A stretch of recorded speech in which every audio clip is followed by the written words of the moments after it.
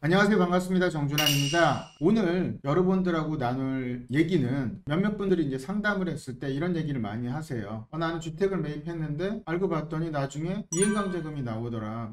위반 건축물이라고 하더라. 어떻게 했으면 좋겠냐. 이런 얘기도 하세요. 그래서 요번에 문자 사연 주셨던 분의 내용을 한번 같이 얘기 나눠보고 어떻게 해결해야 되고 어떤 방향으로 흐를지 이 부분을 설명드리도록 하겠습니다. 먼저 부동산 고민 같은 경우에 여러분들의 고민을 이제 상담해 드릴 건데요. 유튜브 시청하시는 분들의 이제 부동산 고민을 댓글이나 영상의 아래쪽에 있는 링크에 접속한 후에 사연을 남겨주시면 다음번 영상에 이제 상담을 드리도록 하겠습니다. 상담의 내용은 이런 거였어요. 2020년 주택을 매입했는데 건축물 대장에도 위반 건축물이라는 표시가 없어 안심하고 매입했습니다. 얼마 후 이행강제금 고지서가 왔는데 어떻게 해야 할까요? 라는 그러한 질문을 보내주셨는데요. 일단 먼저 위반 건축물이라는 것들을 이제 확인하기 위해서 무엇을 보면 좋을까라는 건데요. 서울 부동산 정보광장에 들어가셔서 주소를 치게 되면 건축물에 대한 내용들이 나오게 돼요. 이런 건축물 내용에 보면 표시가 되어 있거든요. 그래서 그런 부분들을 좀 보시면 좋을 것 같아요.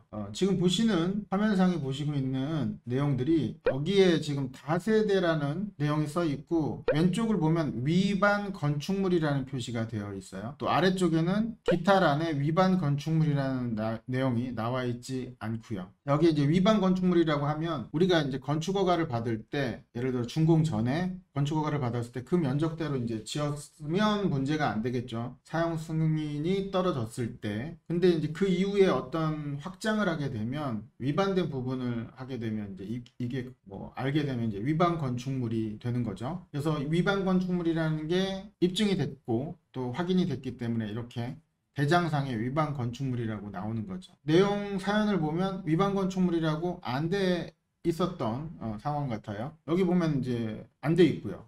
근데 이게 나중에 상층부 같은 경우는 항공 촬영이라든가 위반된 부분을 알게 되면 그럼 위반 건축물로 해서 이행강제금이라는 게 나오게 되거든요. 그래서 이 부분에 대해서 한번 설명을 드려보도록 할게요. 이 위반 건축물이라고 하는 부분들이 여기 보면 이제 특정 건축물 정리에 관한 특별조치법이라고 이제 되어 있어요. 시행은 2014년도 1월 17일 날 이렇게 법률 제 11930호 해가지고 나오죠. 목적, 이 법은 특정 건축물을 선별하여 사용을 승인함으로써 국민의 재산권을 보호함을 목적으로 한다 라는 내용이 이제 나와 있어요. 쉽게 얘기해서 특정 건축물이라는 단어가 여기 아래에 나와 있는데 이런 것들을 이제 선별해서 사용 승인을 당시에는 불법 건축물인데 이걸 이제 사용 승인을 해주겠다라는 내용이에요.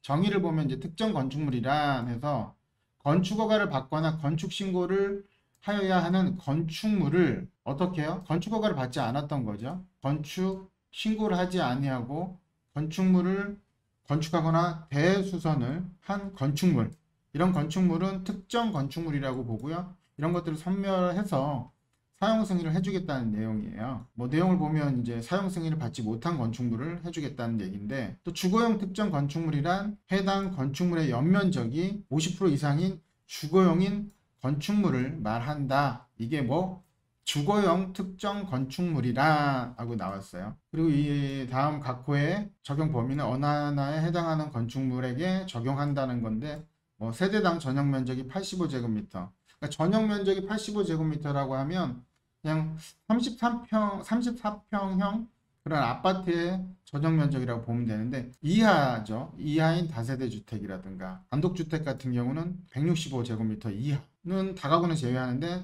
다가구 같은 경우 연면적이 330, 약 한 10평, 100평 정도 되겠네요. 이하인 경우. 너무 크면은 또 해당이 안 되는 거죠. 이러한 것들을 이제 좀 구제해주는 방향으로 가는 거죠. 자, 또 아래를 한번 볼게요. 신고해서 대상 건축물의 건축주 또는 소유자는 대통령령으로 정하는 기간 내에 건축사가 작성한 설계도서와 현장조사서를 첨부하여 해당 건축물의 관할하는 특별자치시장, 시도지사 이를 얘기하는 거죠. 시군구청장에게 해당 건축물을 신고하여야 한다. 이럴 경우 이제 구제가 되는 거고요.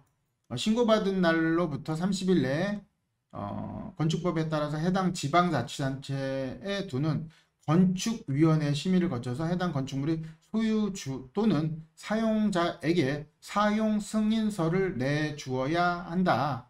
내주겠다는 거죠. 뭐 여기 이행강제금 체납이 없어야 될 것이고요.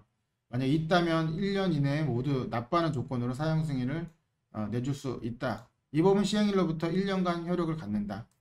자, 이 얘기를 제가 하는 건 이 법이 아까 14년도였잖아요.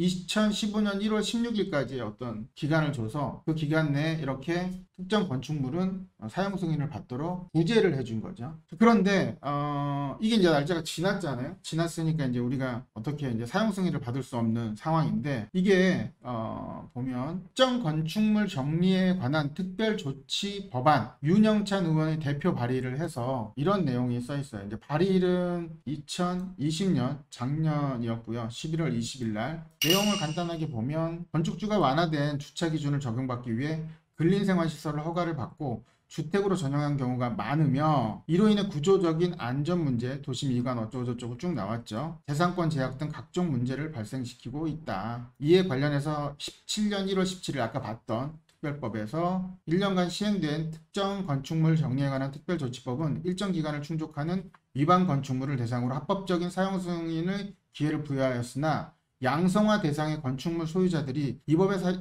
시행 사실을 인지하지 못해 계속하여 위반 건축물이 존재하고 있다. 그러니까 그때 1년 동안 했는데 국민들이 또 해당하시는 분들이 모를 수도 있겠죠. 이렇게 법이 나왔을 때 단박에 알기가 좀 어렵죠. 이런 것들이 이제 많이 아직까지도 구제가 안 됐기 때문에 이 법안을 발의한 거죠.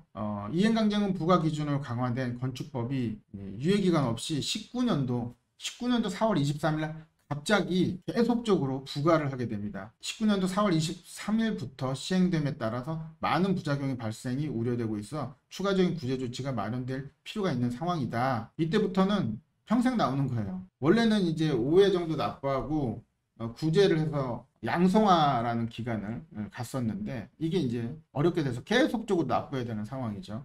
그래서 이에 따라서 2020년 6월 30일 당시 사실상 완공된 특정 건축물 중 일정한 기준을 만족하는 특정 건축물에 대해 합법적으로 허가 및 신고, 사용 승인 및 용도 변경을 받을 수 있는 기회를 다시 부여함으로써 주민의 안전을 보장하고 도시 미관을 개선해 국민의 재산권을 보호하려는 목적으로 발의를 한 거죠. 주요 내용을 보면 2020년 6월 30일 당시 사실상 완공된 특정 건축물, 아까 특정 건축물 봤죠?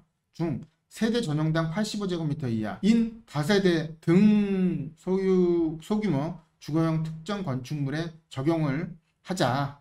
이런 내용이에요. 그래서 이 건축물이 정리에 관한 특별조치 법안, 아까 봤던 그 법안의 일부를 좀 수정했으면 좋겠다라는 내용이에요. 여기 아까 특정 건축물 봤죠. 그래서 이거는 이제 다 같은데, 적용의 범위는 2020년 6월 30일 당시 사실상 완공된 주거용 특정 건축물로서 다음 각호 어느 하나에 해당하는 건축물에 적용한다. 이렇게 해달라. 그래서 아까 봤던 85제곱미터 국민주택 규모 이하인 다세대 주택이라든가, 그 다음에 이제 사용 승인을 받지 못한 단독주택, 아까도 이제 다가구 주택은 330제곱미터 이하, 그 다음에 제1호 또는 제1호 다세대 또는 제2호에 해당하는 건축물 중에 근린생활시설로 허가를 받고 주택으로 전용한 경우도 구제를 하자. 뭐 이런 내용의 발의를 한 거죠. 신고, 앞서 봤던 것처럼 건축주 또는 소유자는 대통령령으로 정하는 기간 내에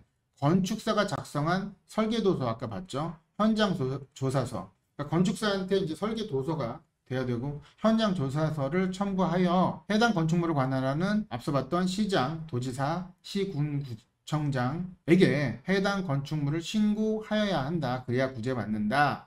사용 승인을 해준다. 건축법 및 관계 법률에도 불구하고 신고받은 날부터 30일 내에 대상 건축물을 건축주 또는 소유자에게 사용 승인을 서를 내주어야 한다. 이런 내용이 되어 있어요.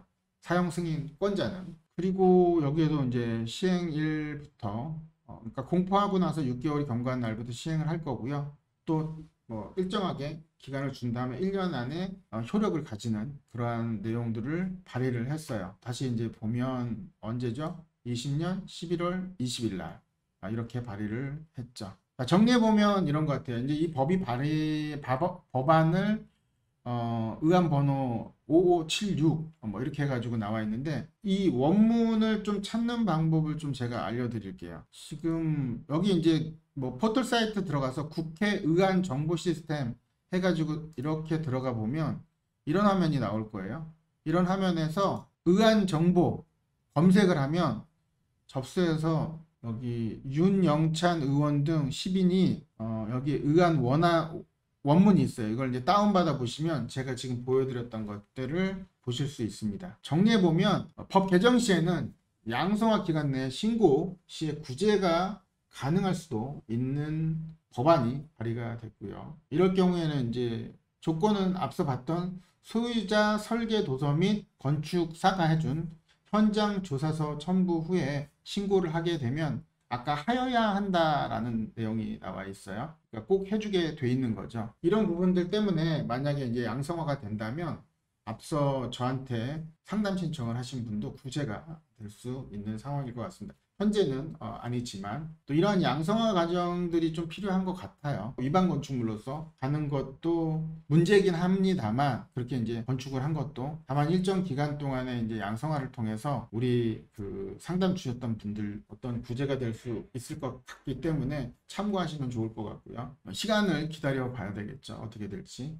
그런 내용을 이제 오늘 영상을 한번 찍어봤고요. 간단하게. 자, 마무리하도록 하겠습니다. 인생에 있어서 가장 큰 목적은 행복입니다. 가장 행복했을 때, 우리 첫사랑을 사랑했을 때 가슴 뛰는 그러한 삶처럼 여러분들의 인생도 늘 가슴 뛰는 삶 되셨으면 좋겠습니다. 시청해 주셔서 감사하고요. 이상 정준환의 부동산 레시피 시간이었습니다. 감사합니다.